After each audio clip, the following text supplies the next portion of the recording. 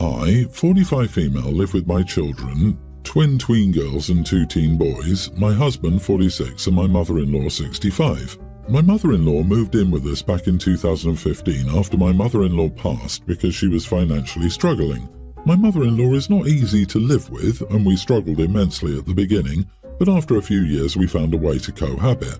Then recently, 3 months ago to be exact, my parents, 68 female and male, house burned down and they moved in with us while everything was sorted out with insurance and so on. My boys share a bedroom as my parents are staying in my eldest's bedroom. My mother-in-law has struggled with this and seems to hate my mother being around. My mother has done nothing to upset her or to disturb her. In fact, my parents' bedroom is on the other side of the house. She doesn't, however, have a problem with my father and always finds a way to hang out with him. A few days ago, while I was away for work, a massive argument occurred between my mother and mother-in-law.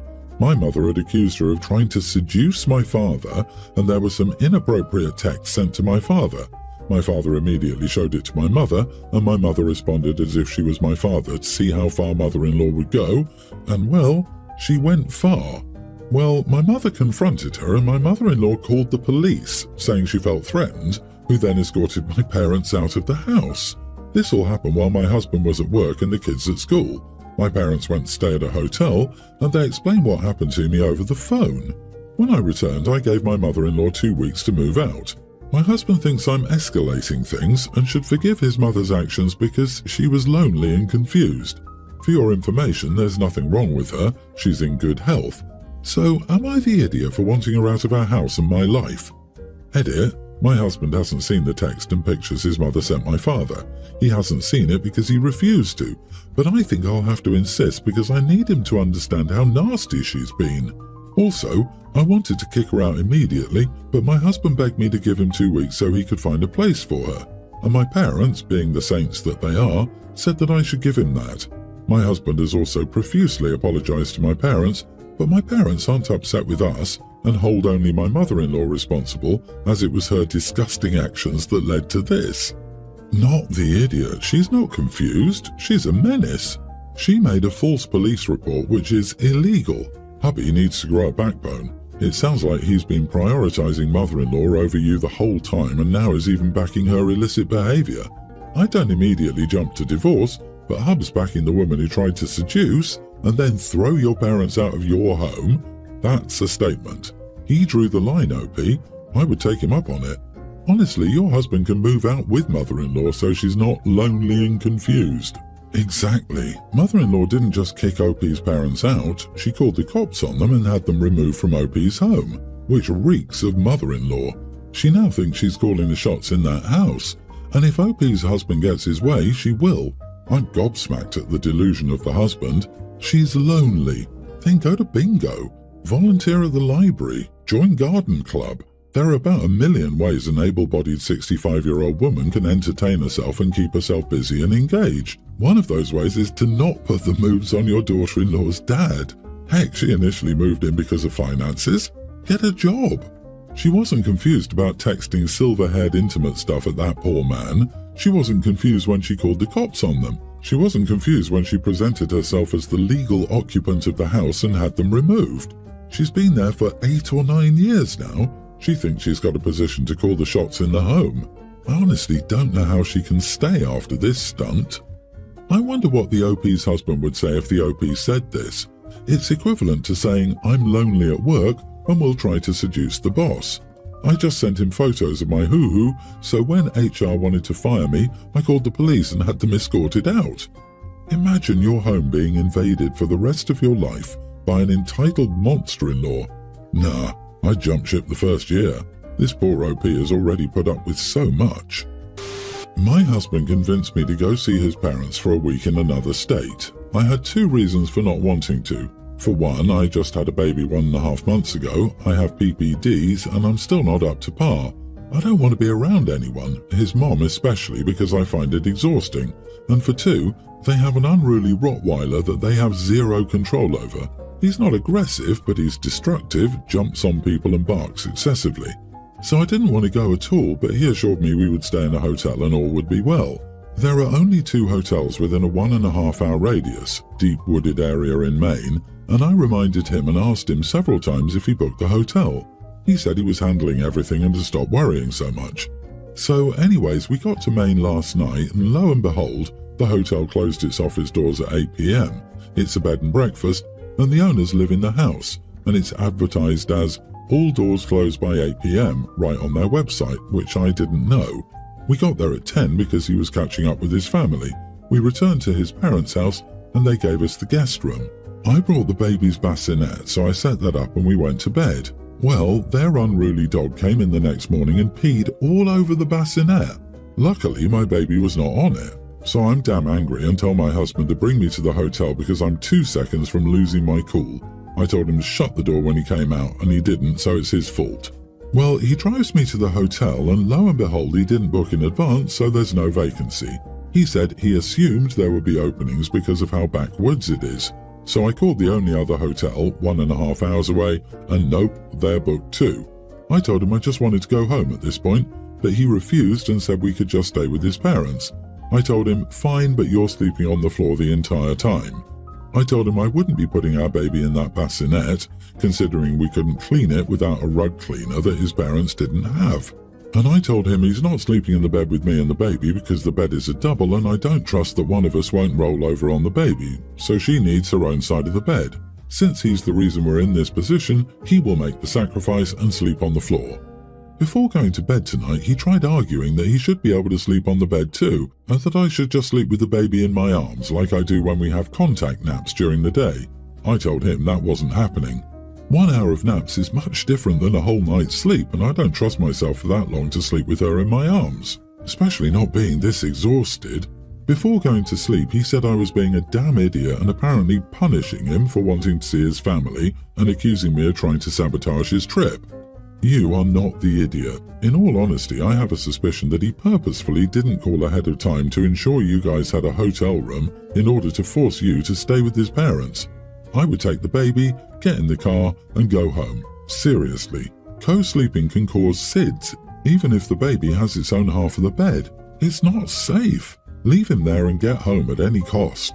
Travelling out of state with an infant of a mother with PPD who isn't up to it is the part where he became the idiot. The rest is just bonus idiocy. The baby hasn't even had their first shots yet, right? You should leave this man-child with his parents and go home. Uber, whatever. Go home with her baby. Lady, your husband's a moron. I don't think any of this was accidental. I think he just figured it was NBD. If you said it somewhere, you could rest and not have dog pee all over the bassinet because it's not his bed. He gets what he wants, a visit you didn't want to go on anyway. This entire visit was all about him. Him. I'm just going to suggest that the next time you don't want to do something, you just tell him no. And if he keeps nagging at you, tell him to screw right off and go stay with mommy because you're not. You're an adult, and you do not have to do something you don't want to do. And for him to even think you could just throw sheets on a bassinet and put your baby to bed is crazy. Next time, tell him to screw off and go do what he wants because you're not going to. This is just so much BS. My husband and I met in college. Before that, he dated Millie from ages 14 to 17. When I first met his family, they all seemed to be in awe of me and it was quite awkward, so he explained that his family, and most people in his life before college, believed he and Millie would be together forever. I was uncomfortable, but he assured me he loves me and only me. We had a few fights over things his friends said, but ultimately it was clear that we were being dumb. I didn't have any problems related to Millie for several years. Everyone seemed to have moved on. My husband and I now have 3 kids. My middle son, a young grammar schooler, is in the same grade as Millie's son. They're in different classes, and I only learned about this after my mother-in-law passively mentioned it. The moms in my son's class created a group chat. A couple of days ago, Millie contacted me and asked if I could add her to this group chat. She said she and her son are having trouble connecting with the other moms and kids, which would be a huge help. I was a bit confused as to why she was asking me for permission and how she got my number, but I quickly realized that the other moms probably told her and, out of consideration for me, wanted her to ask me. I'm not sure. Most of the women grew up with Millie, so they know everything.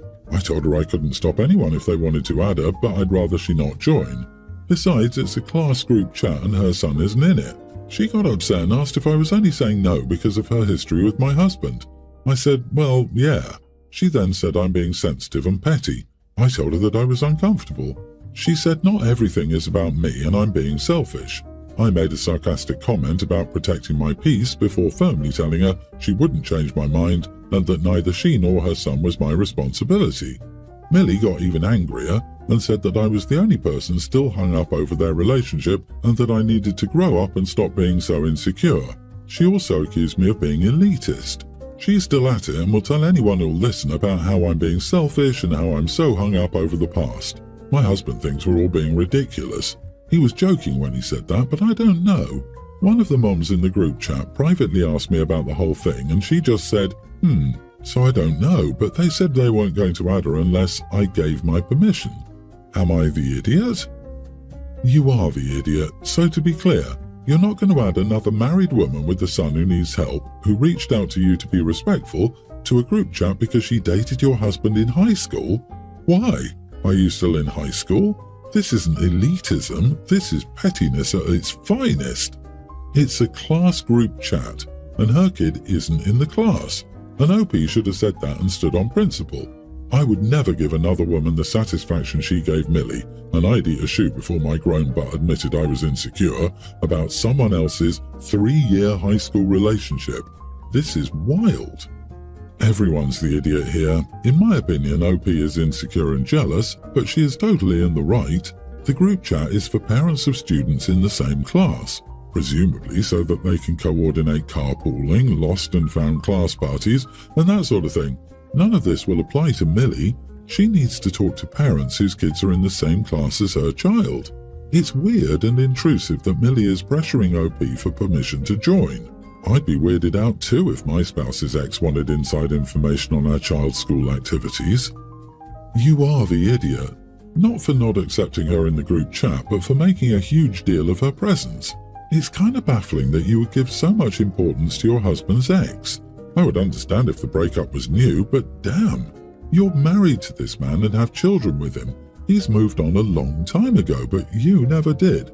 Why does this woman still make you uncomfortable? Grow up. So, you know they have a group chat without you talking about how insane you are, right? I'm sure Millie's in that one. I'm a 30-year-old female. I have a son, Tom, who's a teen. My husband, 29, has a tween daughter, Anna. Our blended home life isn't without problems, but for the most part all is well. The only issue we run into for the most part is what's fair to both kids. My husband doesn't allow his daughter to have a TV in her room, but I allow Tom to have one in his. Since Anna doesn't think it's fair, my husband has tried convincing me several times to take the TV away from Tom so that it's fair to Anna. I've said no. My husband doesn't allow Anna to stay up past 7:30 on school nights, whereas I let Tom stay up till 9. This has also caused issues because Anna fights him every night, trying to stay up. After all, it's not fair that Tom gets to stay up. So again, my husband tries convincing me to send Tom to his room from 7:30 on so that Anna thinks he's in bed too. I've said no. My son's allowed to stay up until 9 and I'm not adjusting his schedule or limiting him to his bedroom simply because a tween doesn't think it's fair that a teen has different rules. I have adjusted other things to be fairer. Before Anna and my husband moved in, I did allow Tom to eat in his bedroom, snacks, but Anna isn't allowed to eat in a room per my husband's rules, so I did tell Tom he can't eat in his room anymore. So I have made adjustments, but I'm not changing everything to spare Anna's feelings. My husband and I have spoken to Anna and explained that Tom is older, so he has different rules, but she still throws tantrums and slams doors about it, so my husband just wants me to change everything around. It's getting annoying. Anyway, the newest issue. Snow pants. My husband rented a family retreat cabin for all of us this past weekend. On Sunday night, we left Monday morning, my husband wanted to have a fire outdoors. We went outdoors and Anna started playing in the snow, so he told Anna she needed to wear snow pants because he didn't want her clothing wet. She starts saying she doesn't want to put on her snow pants and that Tom should be made to put his on if she has to wear hers. I immediately said, no, Tom doesn't have to wear his because he's not playing in the snow. Well, Anna started giving her dad a tough time over it and was just overall whining about not wanting her snow pants on because it wasn't fair, and my husband kind of snapped a little and said, Tom, just go get your damn snow pants on, please.